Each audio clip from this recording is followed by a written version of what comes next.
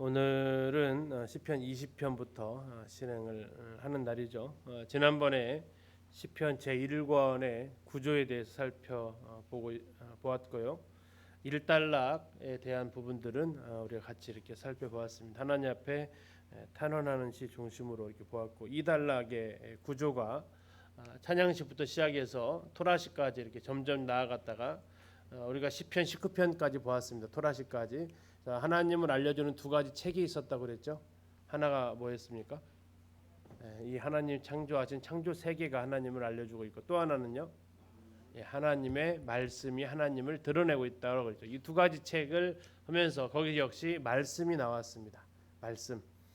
시편의 출발 단어가 할렐루야가 아니고 율법이다라고 이렇게 말씀을 드렸는데, 이렇게 곳곳에 하나님의 말씀이 중심을 차지하고 있음을 볼 수 있습니다.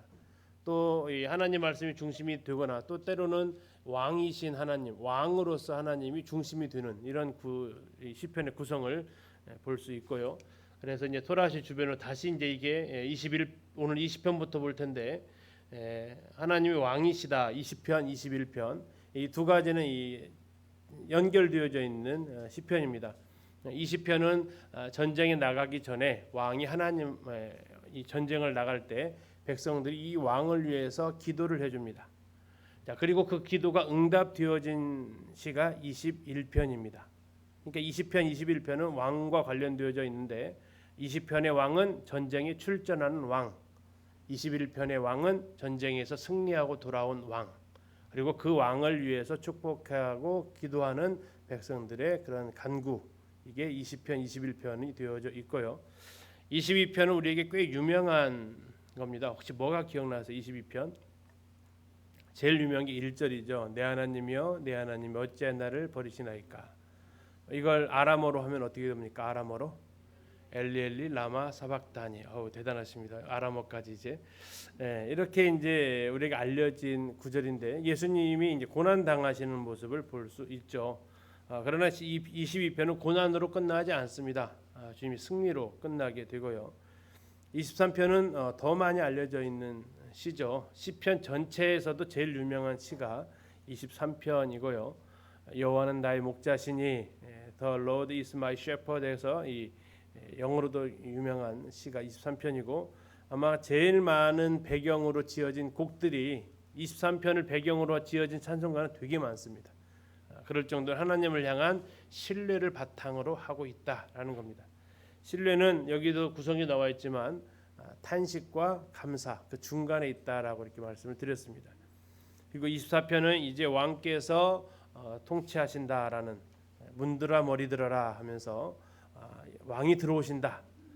23편의 이제 배경 중에 하나가 왕이 들어오신다 했을 때 그 왕은 통치하시는 왕이고, 실제적으로 다윗이 이 시편은 언약궤를 예루살렘으로 모셔오고 들어올 때에 그 예루살렘을 향해서 다윗이 외쳤던, 이제 왕이 들어가신다, 문들아 머리 들어라 하시면서 외쳤던 그런 찬양의 시가 되어져 있습니다.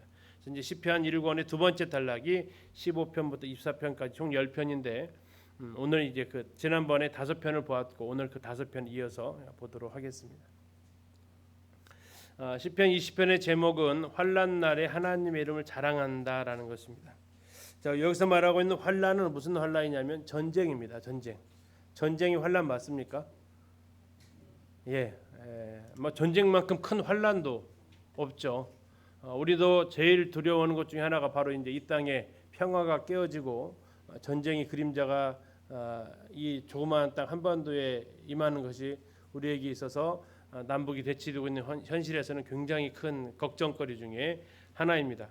그러나 우리는 너무나 이것을 오랜 시간 동안 생각하다 보니까 너무나도 무뎌져 있죠. 외국 사람들은 불안해서 안 온다고 하는데 우리나라는 전혀 불안을 못 느끼고, 그렇죠? 저희들이 이스라엘 간다고 그러면 아이고 그 위험한 날에 어떻게 가, 그렇게 얘기하시죠. 위험한 날에 살고 있는 분들이. 이 전쟁은 굉장히 큰 환란에 들어갑니다.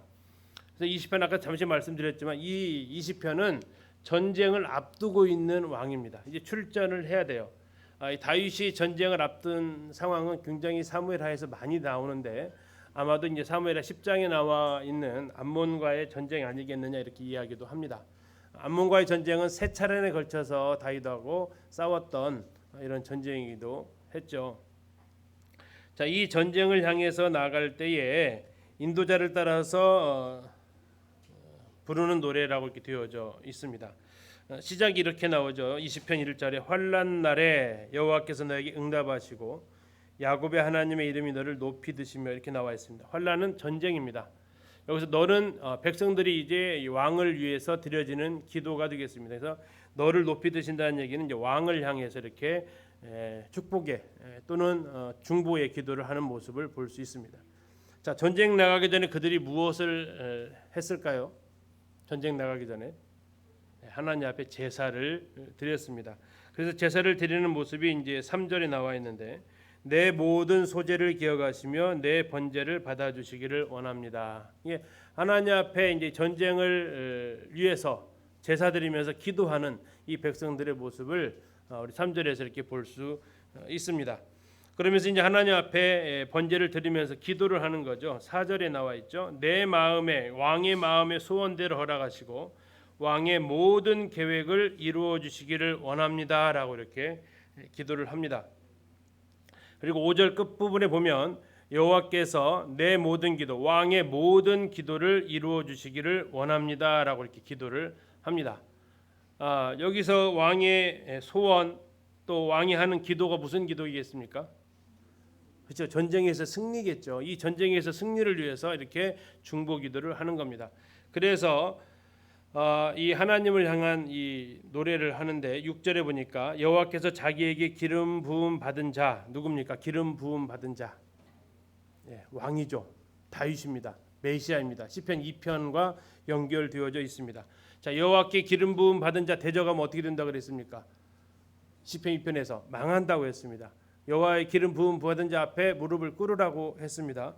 여호와께서 자기에게 기름 부음 받은 자를 하나님께서 구원하신다라고 얘기하는데 어떻게 구원하시느냐? 그의 오른손에 구원하는 힘으로 거룩한 하늘에서 그에게 응답하신다. 자, 오른손은 무슨 뜻을 갖고 있다고 그랬죠?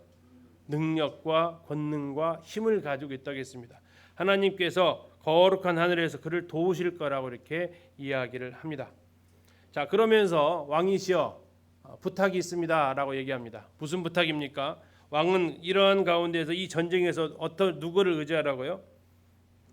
그렇죠. 하나님만을 의지해야 됩니다. 7절입니다. 어떤 사람은 전쟁에 나갈 때 병거를 의지합니다. 어떤 사람은 전쟁에 나갈 때 말을 의지합니다. 그러나 우리는요, 뭘 자랑하겠다고요? 우리는 여호와 우리 하나님의 이름을 자랑하겠습니다.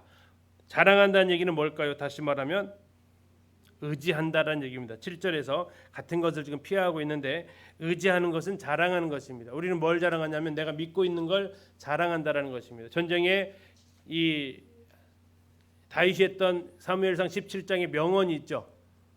무슨 명언이 있습니까? 전쟁은 하나님께 속한 것이다. 너는 칼과 단창으로 나오지만 나는 뭘로 나간다? 만군의 여호와의 이름으로 나간다고 했는데 지금 여기서 뭐라고 하고 있습니까? 우리 하나님의 이름을 자랑하겠다. 이 다윗이 어린 시절에 왕이 되기 전에 하나님의 이름으로 골리앗을 물리쳤던 것을 떠오르게 하는 장면이 바로 그 7절에 나와 있습니다. 하나님의 이름을 자랑하겠다. 여기 이름에 걸쳐서 총 3번에 걸쳐서 이름이 나와요. 이름 20편 1절에 나오죠. 하나님의 이름이 너를 높이 드신다라고 있고 5절도 나옵니다. 하나님의 이름으로 깃발을 세운다. 7절에도 우리 하나님의 이름을 자랑한다. 하나님의 이름이 3번에 걸쳐서 등장하고 있는데 이건 전쟁에 나아가는 사람, 전쟁에 나아가는 왕이 무엇을 의지하면서 나갈 것인지를 보여주는 것입니다. 자, 그리고 이제 9절에서는 다시 한번 하나님 앞에 간구와 찬양을 합니다. 여호와여 누구를 구원하소서요?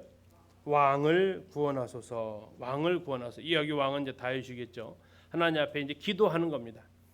자, 지금 전쟁이 아직 시작을 안 한 겁니다. 이 20편에서 끝납니다. 그리고 이제 21편으로 넘어가면 바로 이어집니다. 여호와여 왕이 자, 이 왕은 20편의 그 왕입니다. 무슨 왕이요? 전쟁에 출전하는 왕입니다. 여호와여 왕이 주의 힘으로 말미암아 기뻐하며 주의 구원으로 말미암아 뭐 한다고요? 크게 즐거워하리이다. 왜 크게 즐거워하냐? 2절. 그의 마음에 뭘 하셨다고요? 소원을 들어주셨대요. 그의 마음의 소원을 들어주셨대요. 자, 아까 20편 4절 한번 보셨나요? 20편 4절 뭐라고 있었습니까? 내 마음의 소원대로 허락하시고, 이게 중보기도 했잖아요. 그런데 21편에서는 하나님 어떻게 하셨다고요? 그 마음의 소원을 들어주셨대요. 자, 그의 입술의 요구를 거절하지 아니하셨대요. 이것은 기도죠. 아까 우리가 5절에 보았죠. 5절 끝에 보니까 여호와께서 내 모든 기도를 이루어 주시기 원한다고 했는데, 예, 여기 그 입술의 요구를 거절하지 아니하셨나이다입니다. 하셨나이다. 자, 그럼 전쟁이 끝났다는 겁니까? 아직 안 했다는 겁니까? 예, 끝난 겁니다. 이미 과거형으로 진술하고 있습니다. 20편은 과거가 아닙니다. 전쟁이 나아간 왕이고, 21편은 전쟁에서 승리한 왕을 향한 이런 기도가 되겠습니다. 다시 말하면 전쟁에 나가기 전에 그를 위해서 중보기도를 했는데 하나님께 그 기도를 들어주셨다라는 겁니다. 자, 하나님께서 어떻게 들어주셨는지 3절부터 나오는데, 주의 아름다운 복으로 그를 영접하셨고 순금의 관을 그의 머리 위에 씌워주셨어요. 관은 누가 쓰는 거죠? 관은 누가 써요? 관? 왕이 쓰는 거죠. 근데 승리한 통치자의 왕이, 통치자의 권위입니다. 관이. 그래서 그것도 순금으로 씌워주시고, 4절에 그가 생명을 구함에 주께서 그에게 주셨는데 영원한 장수를 주십니다. 영원한 생명처럼 영원히 오래 사는 것을 주시고, 구원과 존귀와 위엄을 그에게 입히셨다라고 이렇게 기뻐하고 있습니다. 자, 그러면서 20편에도 아까 20편 전쟁에 나가기 전에 왕을 위한 기도를 했습니다. 왕이여 누구를 의지하라고요? 여호와를 의지하라. 그 다음에 이제 전쟁이 끝나고 돌아오는 왕한테는 무슨 기도를 또 하라고 해야 될까요? 그게 7절부터 12절까지 나와 있습니다. 7절부터 12절까지 역시 7절에 보니까 왕이 어떻게 했습니까? 예, 여호와를 의지했습니다. 그래서 흔들리지 않습니다. 전쟁에서 이긴 것이 왜 이겼다라는 것을 이야기해 줍니다. 왕이 잘해서 이긴 게 아닙니다. 뭐 했기 때문에 이겼습니까?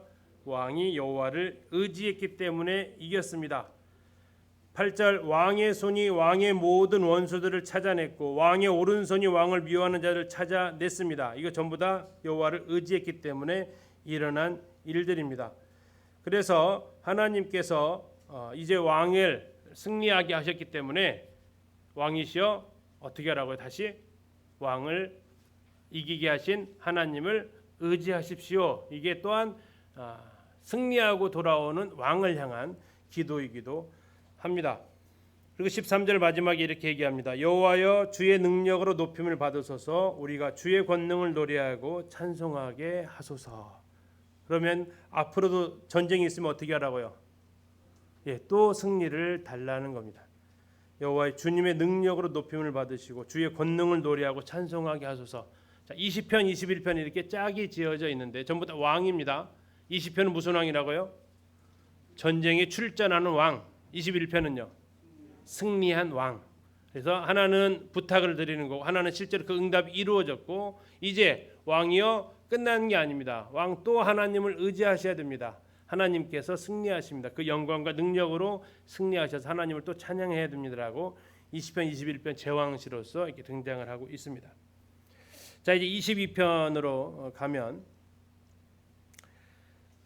이 표제어를 잠시 보시면 이렇게 나와 있습니다. 다윗의 시 인도자를 따라. 말이 좀 어렵습니다. 한번 읽어보실래요? 시작. 잘 안 돌아가시죠? 아옐레샤할. 자, 이게 무슨 뜻이냐면 그 난화조를 보시면 사슴이란 곡조에 이렇게 나와 있습니다. 사슴이란 곡조에.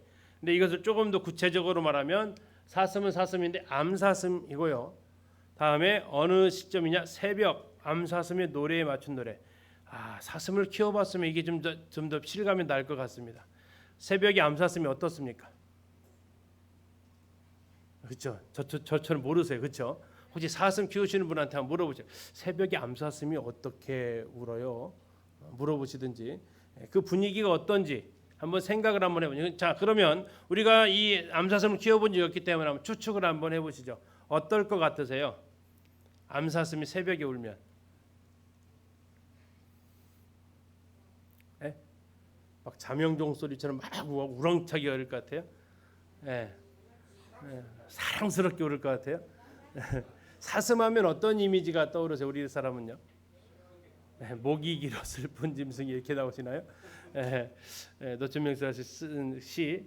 자, 이 사슴하면 그 맑은 눈을 가지고 있지만 그렇게 이렇게 막 공격적인 동물은 아니죠.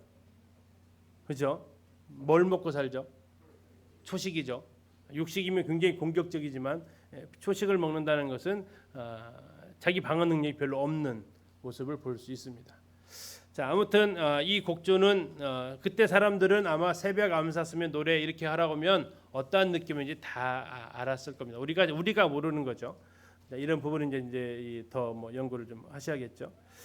그리고 이 시편 22편은 앞에서 잠깐 말씀드렸듯이 예수님께서 십자가상에서 하나님을 향한 부르짖는 기도, 나의 하나님이여 나 하나님이 어찌 나를 버리셨나이까로 더 많이 알려졌기 때문에 학자들은 이렇게 얘기합니다. 이 시편을 십자가의 시편이다라고 이렇게 별명을 붙이기도 했습니다.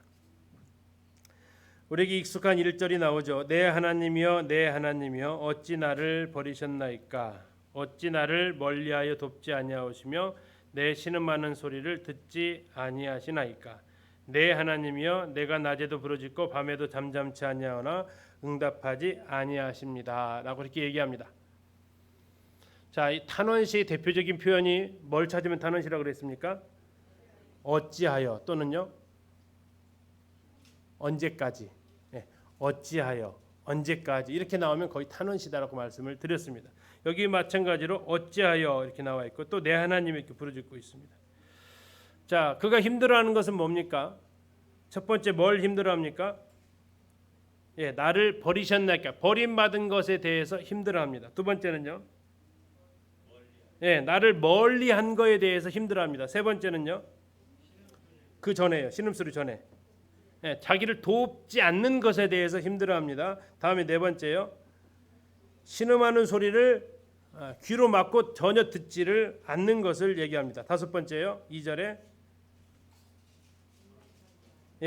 부르짖는 기도에도 뭐 하지 않으셨어요? 응답하지 않으십니까? 라고 이렇게 하나님을 향해서 탄식을 하는데, 자, 그러면 한번 생각해 보시죠. 다른 사람이 울부짖고 부르짖고 할 때는 들었다라는 얘기예요? 다른 사람들 안 들었는데 나 역시 안 듣는군요, 이거예요? 다른 사람은 잘도 들어주시는데 왜 내 기도는 이렇게 안 들어주냐라는 것이 우리를 더 힘들게 하죠. 상대적 빈곤이라고 이렇게 얘기를 하죠. 하나님이 다른 사람들은 잘 들어줬단 말이에요. 그게 4절에 나와 있어요. 4절 보시면 이렇게 나옵니다. 우리 조상들이 주께 의뢰하고 의뢰하였으므로 그들을 어떠셨대요? 건지셨대요. 하나님 우리 조상들은요 주님한테 의뢰했더니 건지셨네요. 5절 보겠습니다. 우리 조상들이 주께 부르짖어서 뭘 받았어요? 구원을 얻었고요. 주님을 의뢰했더니 뭐를 당하지 않았다? 수치를 당하지 않았대요. 그런데 하나님 왜 나는 안 도와주는 겁니까? 왜 내 부르짖는 소리는 안 들으시는 겁니까? 라고 지금 이 시편의 시인은 이 하나님 앞에 울부짖고 있는 겁니다.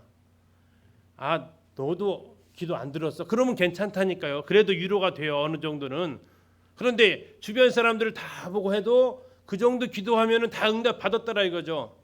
그 정도 하나님 앞에 간구했으면 하나님께서 무엇인가 구원의 손길을 펴셨다고 고백하고 있고 간증하는데, 자기는 도대체 하나님 앞에 정말 어떻게 아까 5가지에 걸쳐서 해도 정말 하나님이 안 계신 것 같은, 내 주변에 하나님이라고는 정말 찾아볼 수 없는 그러한 고통을 지금 이야기를 하고 있는 겁니다.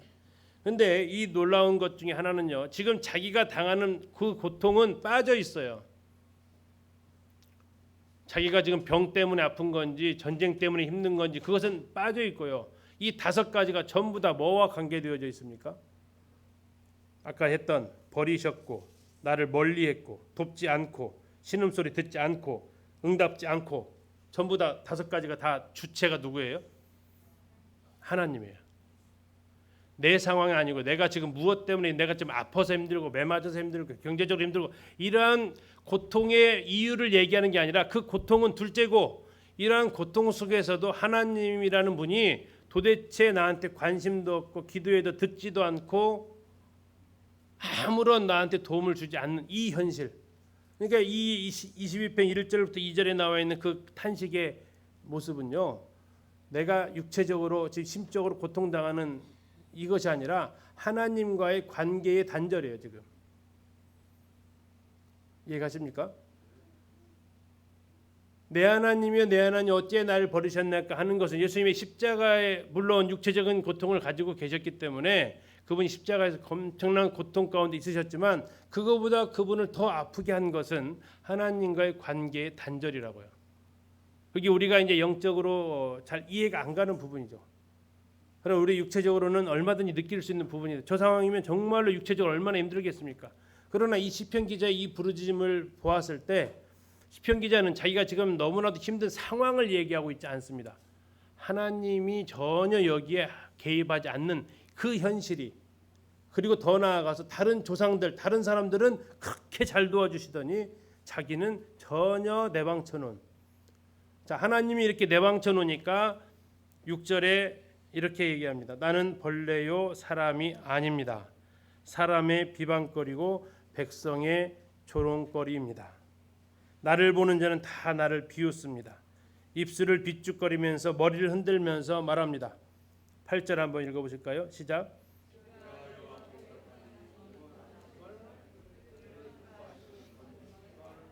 역시 비방자들도 지금 뭐라고 얘기하고 있습니까? 하나님과의 관계를 지금 얘기하고 있습니다.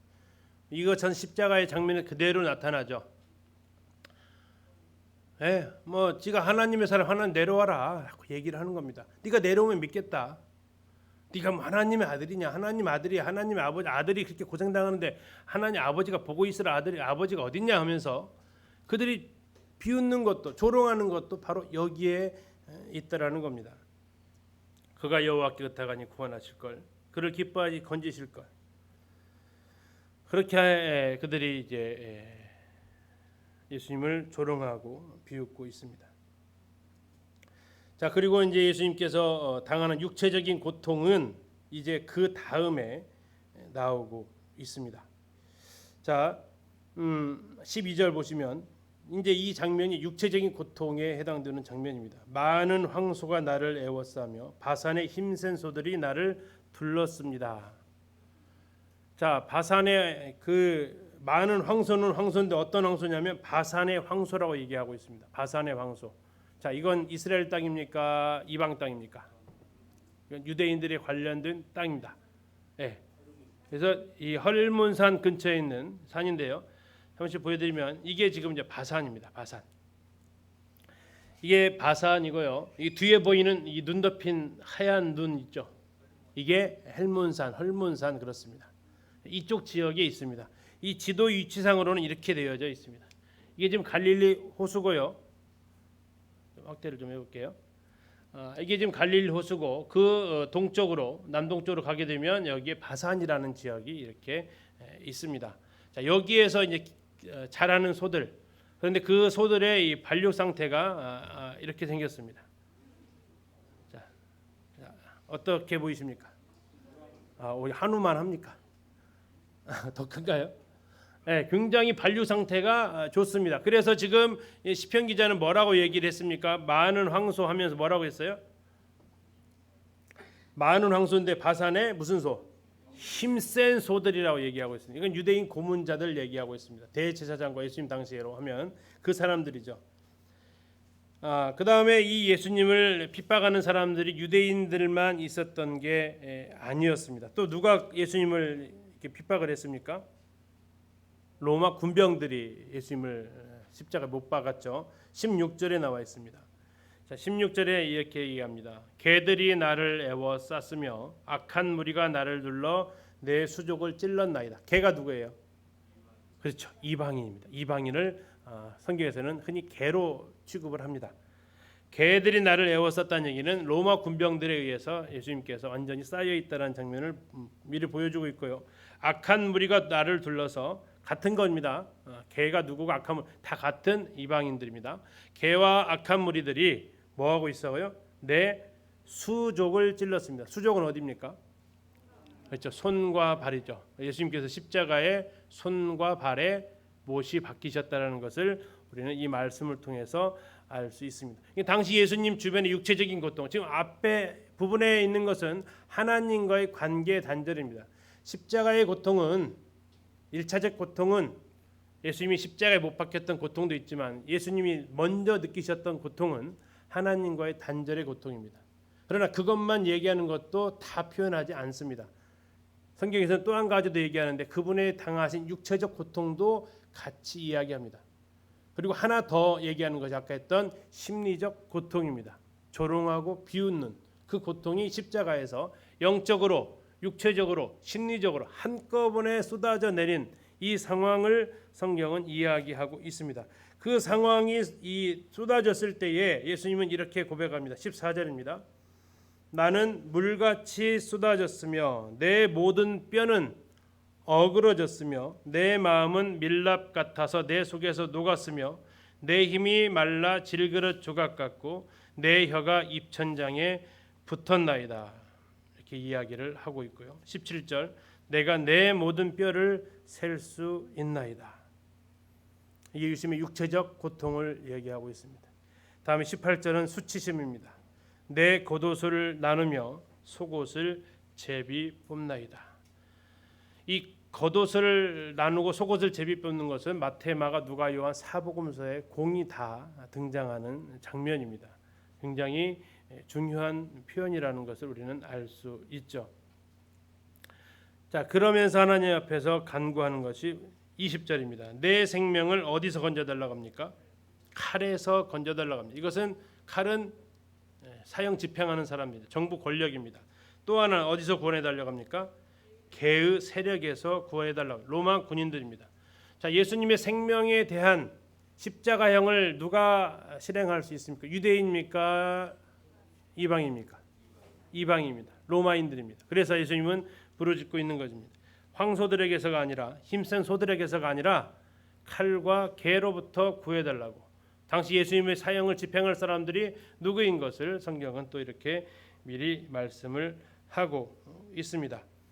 내 유일한 것을 생명이죠. 예수님의 생명을 구해달라고 이야기를 하고 있습니다. 그러나 놀라운 것은 22절입니다. 22편은 22절에서 반전이 일어납니다. 자, 내가 주의 이름을 형제에게 선포하고 회중 가운데에서 뭐 하겠다고 합니까? 찬양하겠다고 합니다. 주님을 찬송하겠다고 합니다. 뿐만 아니라 찬송은 꼭 초청을 한다고 그랬죠. 23편에 여호와를 두려워하는 너희여 그를 찬송할지어다. 야곱의 모든 자손이여 그에게 영광을 돌릴지어다. 너희 이스라엘 모든 자손이여 그를 경외할지어다. 하여튼 1편 22편 1절하고 분위기가 어떻습니까? 완전히 딴판이죠. 이 상황을 누가 같은 사람이 썼다고 할 수 있겠습니까? 지금 그 사이에서 도대체 무슨 일이 벌어진 겁니까? 21절과 22절 그 사이에서 무슨 일이 벌어진 겁니까? 21절의 사건이 일어났다는 겁니다. 21절입니다. 자, 아까 20절에서 세력에서 구해달라고 했는데 21절 나를 사자 입에서 구하소서. 그 다음 나옵니다. 주께서 나에게 어떻게 하셨다고요? 응답하시고 어떻게 했습니까? 들소의 뿔에서 구원하셨습니다. 구원하셨습니다. 구원하셨다는 것은 뭘까요? 살았다는 건가요? 안 죽었다는 건가요? 죽었습니다. 그리고 뭐 하셨습니까? 부활하셨다는 겁니다. 그리고 장차 그분은 이제 왕으로서 다시 오실 겁니다. 그것을 지금 계속해서 이야기를 하고 있습니다. 자, 27절입니다. 주님의 재림의 상황을 보여주고 있는데요. 땅의 모든 끝이 여호와를 기억하고 돌아오며 모든 나라의 모든 족속이 뭐 한다고요? 주의 앞에 예배를 드린다는 겁니다.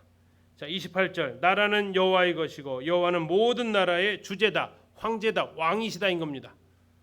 그분이 왕으로서 통치하십니다. 초림하신 예수는 고난받은 그리스도이십니다. 재림하실 그분은요, 고난 받습니까? 아닙니다. 왕으로서 오십니다. 이 시편 22편은 고난의 시처럼 되어져 있지만 고난으로 끝나지 않습니다. 뭘로 끝납니까? 그 고난 받으셨던 분이 누구라고요? 왕이시라고 선포를 하고 있습니다. 모든 나라의 왕이시라고 그분은 선포하고 있습니다. 그래서 시편 22편은 우리 주님의 다시 오심까지도 내다보고 있는 아주 놀라운 시편이 되겠습니다. 그래서 고난으로 부르짖음으로 시작했다가 하나님을 향한 찬양의 노래로 끝나는 게 바로 22편이 되겠습니다. 자, 23편으로 가면 뭐 잘 아시죠? 선한 목자, 여호와는 나의 목자 이렇게 되어져 있습니다. 다윗의 시라고만 나와 있고요. 여호와는 나의 목자시니 내게 부족함이 없으리로다 이렇게 이야기를 하고 있습니다. 성경은 하나님이 목자 되심에 대해서 여러 차례 언급을 하고 있습니다. 제가 뭐 자세히 읽어드리면 시편 28편 9절은 이렇게 되어져 있습니다. 주의 백성을 구원하시며 주의 산업에 복을 주시고 또 그들의 목자가 되시어 영원토록 그들을 인도하소서. 28편 9절 말씀이었습니다. 그들의 목자가 되시어 영원토록 그들을 인도하소서라고 이야기를 하고 있습니다. 시편 40편 11절은 이렇게 이야기하고 있습니다. 그는 목자같이 양떼를 먹이시며 어린 양을 그 팔로 모아 품에 안으시며 젖먹이는 암컷들을 온순히 인도하시리로다. 자, 그는 목자같이 양떼를 먹이시고 품에 안으시고 인도하신다라고 얘기하고 있습니다. 이 목자들이 하는 모습이죠. 에스겔서 34장 한번 찾아서 보시겠습니다. 이 구약에서 하나님께서 자신을 아주 강력하게 이 목자로서 소개하는 장면입니다. 에스겔서 34편입니다. 34편 전체가 이 목자 없는 양을 향한 모습입니다. 그리고 내가 친히 그 목자가 되겠다고 하시는 것입니다. 자, 34편 일단 백성들의 상태가 어떠냐면 5절 보실까요? 먼저 34편 5절에 목자가 없으므로 그것들이 흩어져서 모든 들짐승의 밥이 되었도다. 자, 그것들이 뭘 가리킬까요? 양이죠, 양. 그래서 목자가 없으면 양들이 흩어진다고 성경은 이렇게 이야기를 하고 있습니다. 자, 그러면 어떻게 할 거냐? 하나님께서 이렇게 하시겠다고 합니다. 10절 보시겠습니다. 10절 34장 에스겔 34장 10절 주 여호와께서 이같이 말씀하시되 내가 목자들을 대적하여 내 양떼를 그들의 손에서 찾겠다. 이 목자들이 지금 제 역할을 하지 않고 있기 때문에 그렇게 있습니다. 목자들이 양을 먹이지 못할 뿐 아니라 그들이 다시는 자기도 먹이지 못할지라 내가 내 양을 그들의 입에서 건져내어 다시는 그 먹이가 되지 않게 하리라. 11절 주 여호와께서 이같이 말씀하셨느니라 나 곧 내가 내 양을 찾되 목자가 양 가운데 있는 날에 양이 흩어졌으면 그 때를 찾는 것 같이 내가 내 양을 찾아서 흐리고 캄캄한 날에 그 흩어진 모든 곳에서 그들을 건져낼지라. 15절입니다. 내가 친히 내 양의 뭐가 된다고요? 목자가 되어 그것들을 누워 있게 할지라. 주 여호와의 말씀이니라. 다시 말하면 도장을 찍었다는 얘기입니다. 자, 하나님께서 이제 어떻게 하시겠다고 하면 내가 직접 목자가 되시겠다라고 지금 이야기를 하시는 겁니다. 그래서 예수님께서 그 비유를 들은 것 중에서 잃어버린 양 한 마리 비유 나오죠. 그 잃어버린 양 한 마리를 어떻게 찾으신다고 그랬어요? 찾을 때까지 찾는다고 그랬어요. 찾을 때까지. 그래서 만약 찾으면 어떻게 하신다고요? 어깨에다 메고 와서 그 다음에요? 잔치를 벌인다고 했습니다. 이게 목자가 지금 드디어 잃어버린 양을 찾은 아까 지금 에스겔에서 말한 거죠. 내가 찾을 때까지 찾겠다고 하셨던 그 모습. 그리고 나중에 예수님은 자신을 요한복음 10장에서 뭐라고 표현하십니까?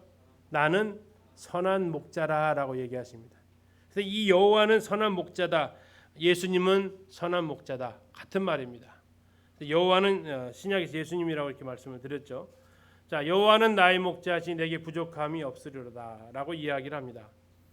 자, 여긴 네 군데의 장소가 나옵니다. 23편에 네 군데의 장소. 첫 번째 무슨 장소 나오냐면 푸른 풀밭입니다. 푸른 풀밭 찾으셨나요? 두 번째는요. 쉴만한 물가입니다. 쉴만한 물가. 자, 세 번째 장소는 4절에 나옵니다. 사망의 음침한 골짜기. 네 번째 장소는 5절에 나옵니다. 내 원수의 목전 원수의 눈앞에서. 자, 어디에서 목자가 필요합니까? 네 군데 다 필요합니다. 그렇죠? 그렇죠? 푸른 풀밭, 쉴만한 물가, 사망의 음침한 골짜기, 원수의 목전. 네 군데 다 목자가 필요합니다. 자, 목자가 하는 일이 뭡니까? 예수님께서 베드로한테 하셨던 두 가지 일이 있어요.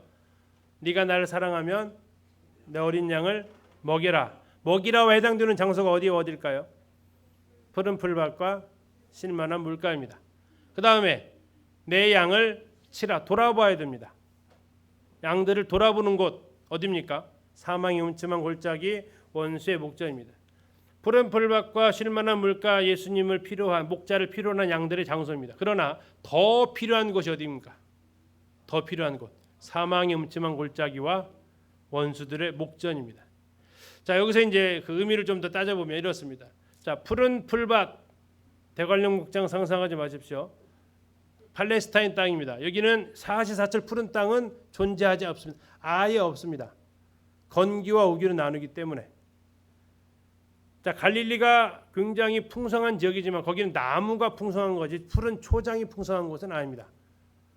그쪽은 농사 짓는 곳이지 목축하는 이런 것은 더 약합니다. 목축은 밑에 지역에서 합니다.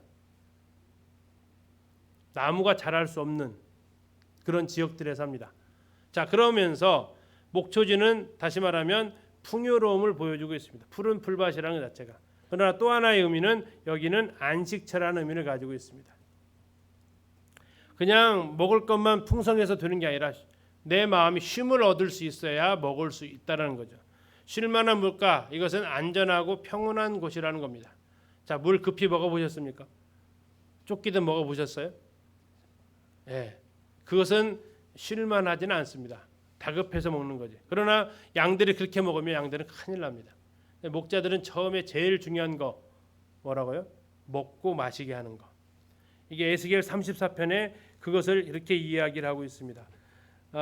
뭐 지금 안 넘기셨으면 뭐 보셔도 되고요. 넘기셨으면 뭐 제가 그냥 읽어드리겠습니다. 자, 34편에 18절에 이렇게 나와 있습니다. 에스겔 34장 18절에 이렇게 나와 있습니다. 너희가 좋은 꼴을 먹는 것을 작은 일로 여기느냐? 어찌하여 남은 꼴을 발로 밟았느냐? 너희가 맑은 물을 마시는 것을 작은 일로 여기느냐? 어찌하여 남은 물을 발로 더럽혔느냐? 나의 양은 너희 발로 밟은 것을 먹으며 너희 발로 더럽힌 것을 마시는도다 하셨느니라. 자, 에스겔 34장에서 말하고 있는 목자들이 해야 될 제일 첫 번째 임무가 뭐라는 얘기입니까? 그러면 먹고 마시게는 해줘야 되지 않냐 이거예요. 자, 어떻게 먹고 마셔야 된다고요? 좋은 꼴을 먹고 맑은 물을 마시게 해두는 것이 아니냐. 그런데 발로 밟은 풀, 발로 밟아서 흙탕물이 되어진 물을 먹이는 것은 도대체 무슨 일이냐.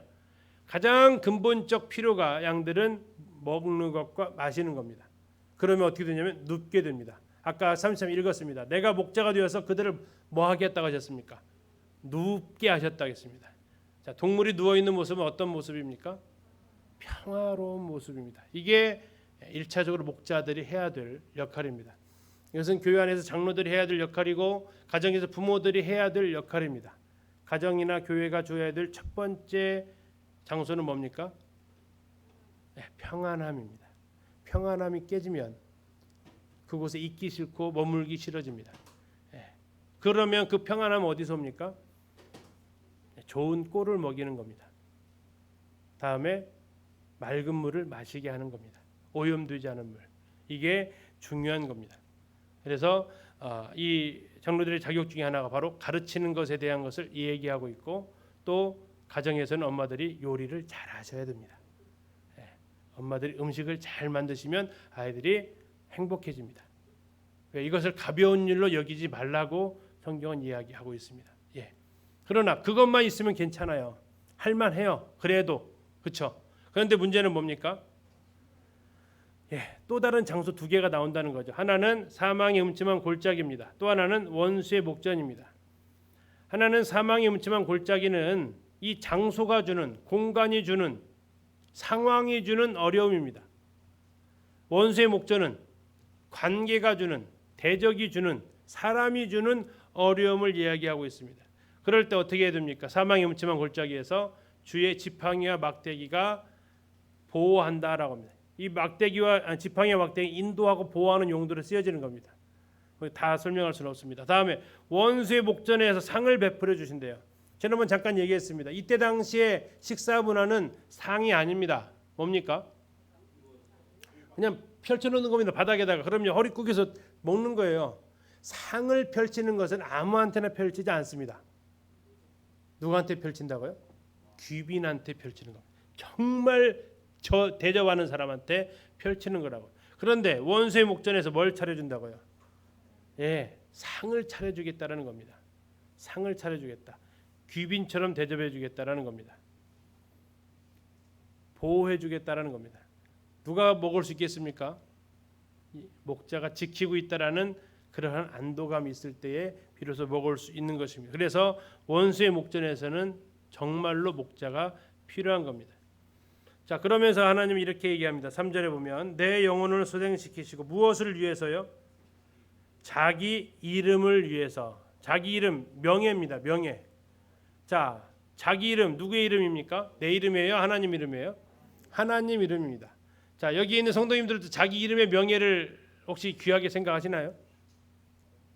별로 안 귀합니까? 누가 나를 갖다가 자꾸 헐뜯고 다니면 어떻습니까? 내 이름을 자꾸 거들먹거리면 어떻습니까? 굉장히 불편해집니다.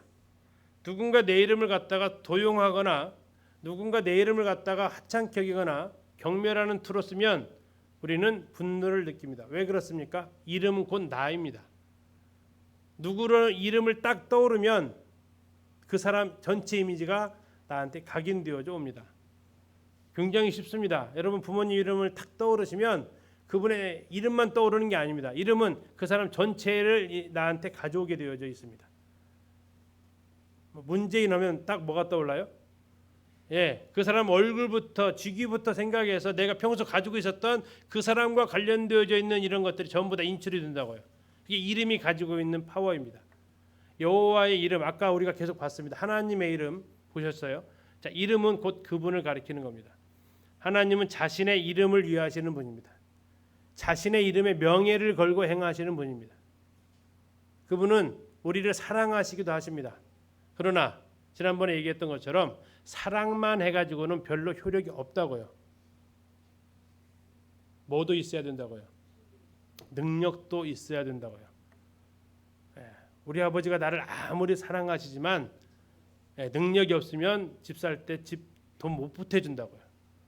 삼성 회장이 아무리 돈이 많지만 나를 사랑하지 않기 때문에 역시 돈 한 푼 그분은 안 보태주는 거고요. 그죠? 못 보태주는 게 슬퍼요? 안 보태주는 게 슬퍼요? 현실은 똑같잖아요. 그렇죠? 못 보태주는 안 보태 나한테 아무 도움 안 되잖아요. 그분은 우리를 사랑하셔서 하십니다. 그러나 그분은 뭣도 소중하게 생각하신다고요? 이름의 명예를 생각하십니다. 자기 이름을 생각하십니다. 그래서 그분은 의인이 걸식함을 놔둘 수 없어요. 왜? 뭐 때문에요? 첫째는 우리를 사랑해서도 그래요. 그러나 또 하나는요. 하나님 이름에 먹칠하니까 그래요. 예, 하나님은 자신의 이름을 소중하게 생각하십니다. 그래서 걱정 안 하셔도 돼요. 예, 여러분을 사랑하셔서도 천국에 보내시지만 무엇 때문에도 지옥에 못 보냅니까? 자신의 이름 걸고 약속했기 때문에 지옥에 보낼 수가 없는 거예요. 왜요? 그건 자신의 명예예요. 자기가 한 말을 뒤집으면 그분이 인격이 훼손되는 거니까. 예, 그래서 그분은 자신의 이름을 위해서 우리를 의의 길로 인도하십니다. 6절에 아름다운 고백을 하죠. 내 언제예요? 이게 얼마나 고마운 줄 아세요 혹시요? 내 힘들 때에 이렇게만 하면은요 아니에요. 이게 또 좋을 때 이러면 아니에요. 언제요? 평생에. 여기에 뭐가 들어가요? 평생이라는 개념에 뭐가 들어가 있습니까? 흔히 말하는 결혼식 때만 쓰는 게 아니고요. 아플 때나 병들 때나 건강할 때나 뭐 이게 아니라 정말 우리의 신앙에 우리의 상황이 변하고 우리의 내 마음의 상태가 변하든 그거 관계없이 나의 어떠함과는 관계없이 내 평생에 하나님의 선하심과 하나님의 인자하심이 나를 따를 것이고 내가 여호와의 집에 영원히 살겠다라고 이야기합니다. 영원히 살겠다. 아멘이십니까? 예, 아멘입니다. 자, 23편 잠시 좀 볼까요? 이스라엘 광야는 어떤 모습인가?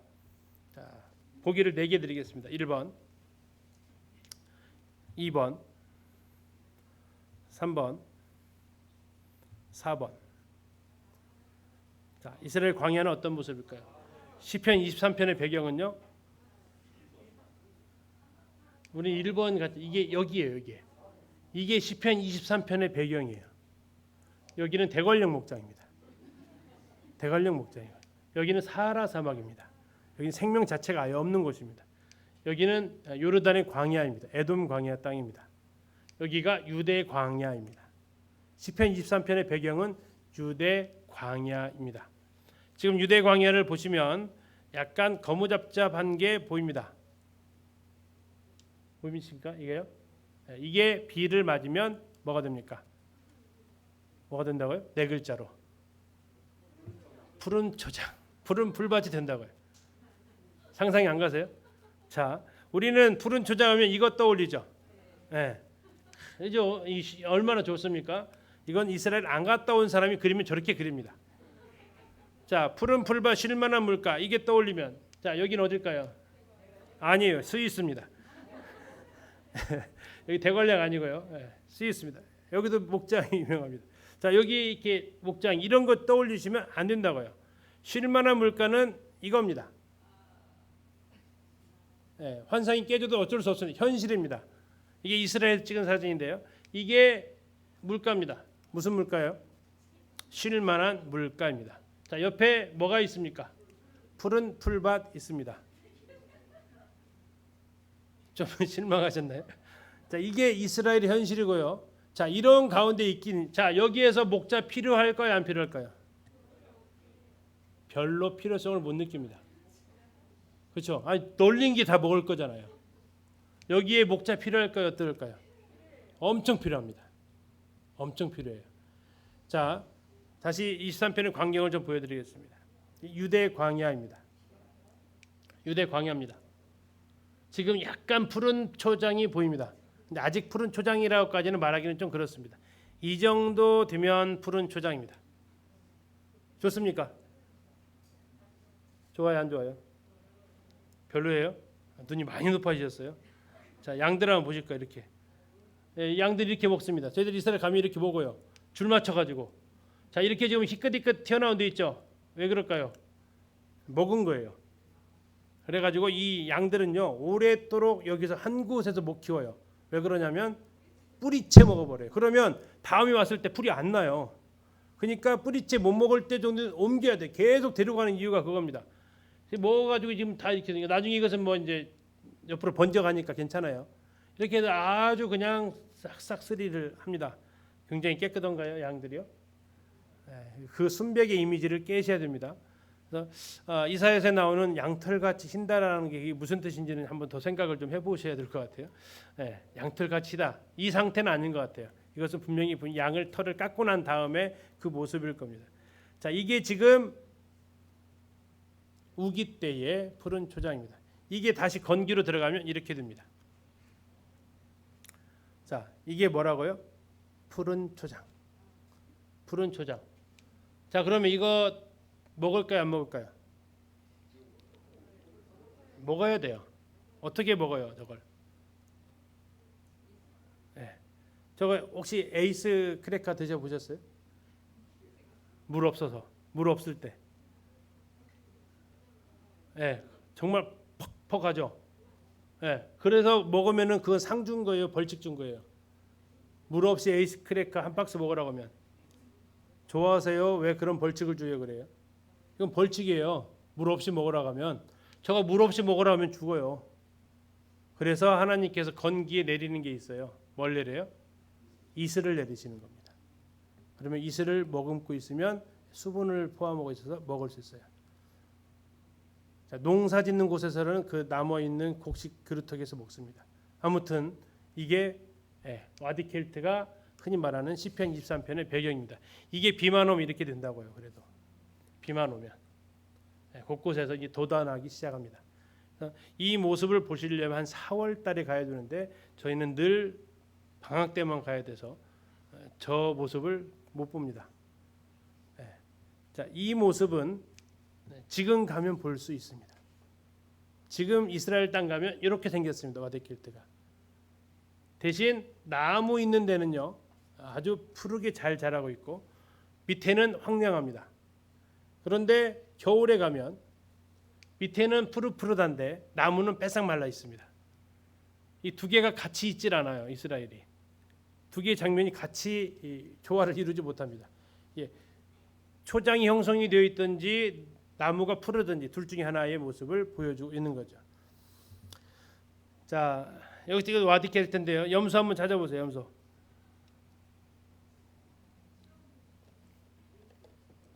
찾으셨어요? 못 찾으셨어요? 나왔는데. 찾으셨어요 이제요? 자, 방금 전에 이렇게 다 숨어 있었어요. 이렇게 더우니까. 그리고 이렇게 튀어나와요. 이렇게. 잠시 구경을 할까? 이렇게 나오죠. 자, 이렇게 이제 그 그늘에서 이렇게 삽니다. 보시면 알겠지만 물이 있는 데만 이렇게 푸르고요. 나머지는 물 없으면 저렇게 다 황량합니다. 우리나라에서는 거의 보기 힘든 지형입니다. 요즘 한번 다녀보세요. 이런 지형이 있는가? 전부 다 녹색이죠. 우리는 굉장히 좋은 땅에서 우리가 살고 있는 거죠. 자, 24편까지가 하나의 세트이기 때문에 24편하고 마치겠습니다. 24편은 이제 하나님을 찬양하는 시인데요. 성경학자들은 보통 이렇게 이야기를 하더라고요. 언약궤가 예루살렘에 들어올 때 아마 다윗이 이 노래로 불렀던 것 같다라고 얘기를 합니다.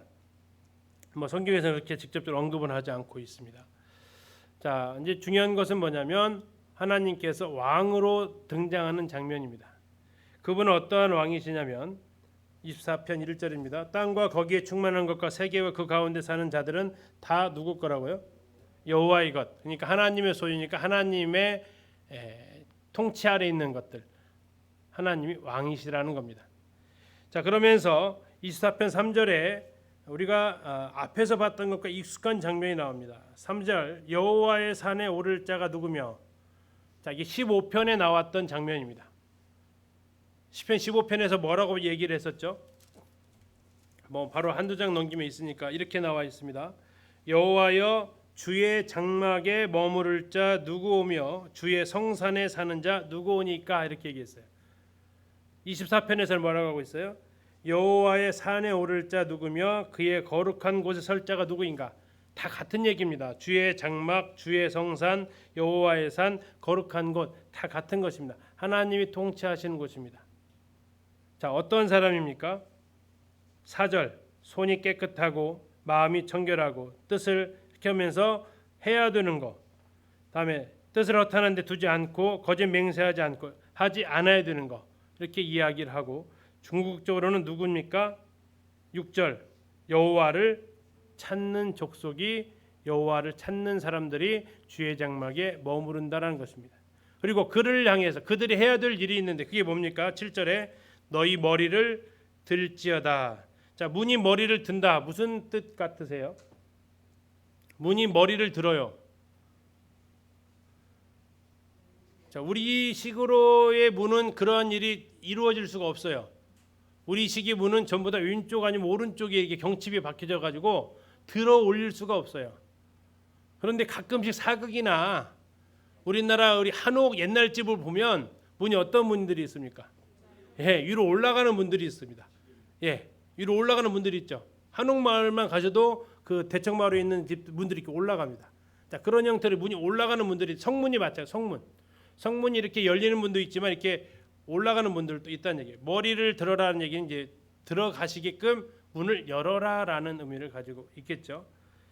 왜 머리를 들어야 되느냐? 7절에 영광의 왕이 들어가신다라는 겁니다. 영광의 왕 누구냐? 8절 물어보죠. 영광의 왕이 누구시냐 했더니 저기 이제 재창을 합니다. 강하고 능한 여호와시요 전쟁에 능한 여호와시로다라고 합니다. 합창합니다. 문들아 너희 머리를 들지어다. 영원한 문들아 들릴지어다. 영광의 왕이 들어가시리로다라고 합니다. 그러니까 한쪽에 이제 물어보죠. 영광왕이 누구시냐? 또 다시 얘기합니다. 만군의 여호와께서 곧 영광의 왕이시다라고 얘기합니다. 이게 영광의 왕이 들어갈 때 무엇이 그 성 안에 들어갈 때 만군의 여호와가 들어간다라고 표현했을까? 뭐가 제일 가능성이 많아요? 언약궤죠. 그래서 이 장면을 언약궤가 예루살렘으로 들어가는 장면을 가지고 표현했을 거다라고 이야기를 하는 겁니다. 무엇을 가지고 하나님이 들어간다, 입장하신다라고 표현할 수 있을까? 가장 적절한 것이 아마도 언약궤일 것이다라고 하는 거죠. 그래서 나온 찬양이 우리 청년들이 부르는 찬양 이런 찬양이 있습니다.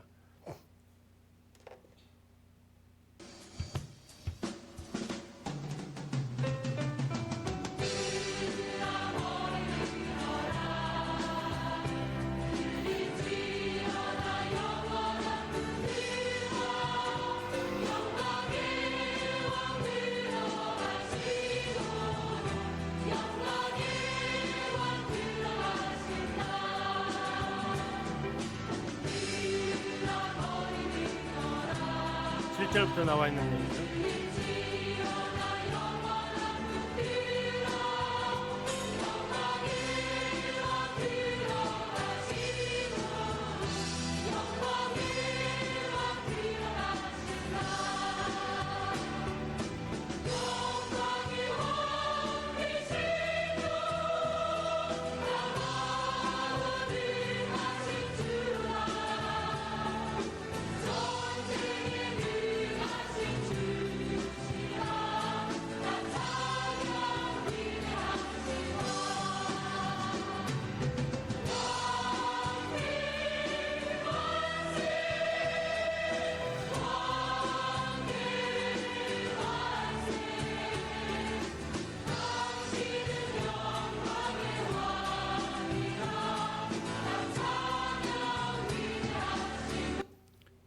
여기까지 하고 좀 쉬었다가 그다음 25편부터 하도록 하겠습니다.